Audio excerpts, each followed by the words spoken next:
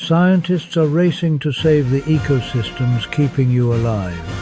From the air you breathe to the medicines that heal you, biodiversity is the foundation of human health.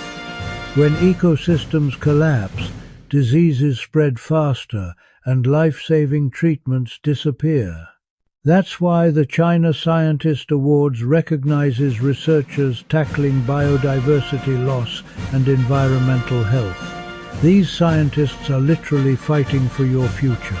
Nominate now for the prestigious China Scientist Awards, happening on November 28th and 29th, 2025, in Agra, India, and help spotlight the science that could save us all. Visit chinescientist.net today, and don't forget to subscribe for the latest updates and event highlights.